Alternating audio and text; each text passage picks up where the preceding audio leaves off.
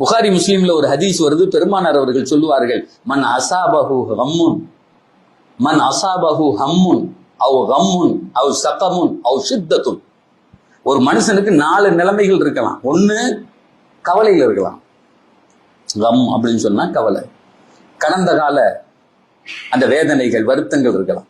அல்லது எதிர்காலத்தை குறித்தான பயம் இருக்கலாம். நான் என்ன செய்ய போறேன், படிச்சு முடிச்சுட்டேன், வேலை கிடைக்குமா, என்னுடைய எதிர்காலம் என்ன, என் கடை எங்க போவோம், என்ன ஏதுன்னு தெரியாது. அல்லது நடந்து முடிந்த ஒரு செயல் அழுத்தி கொண்டிருக்கலாம்.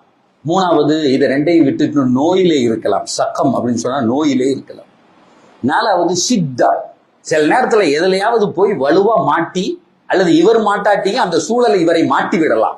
சித்தத்தும். இப்படி ஏற்பட்டால் நாயகம் ஸல்லல்லாஹு அலைஹி வஸல்லம் சொல்றாங்க, ஃபல் யகுல், அவர் சொல்லட்டும், அல்லாஹ் அல்லாஹ் ரப்பி லா ஷரீகலா. அல்லாஹ் அல்லாஹ், என் இறைவன் இறைவன் மட்டும்தான். லா ஷரீகலா, அவனுக்கு இணை இல்லை என்று சொல்லட்டும். அப்படி சொன்னால் பெருமானார் சொல்கிறார், என்ன தெரியுமா நடக்கும் அவனை சுத்தி? உடனே அந்த கவலையும் அந்த நோயும் அந்த அழுத்தமும் அங்கிருந்து எடுக்கப்படும். அதற்கு நேர் மாறான மகிழ்ச்சி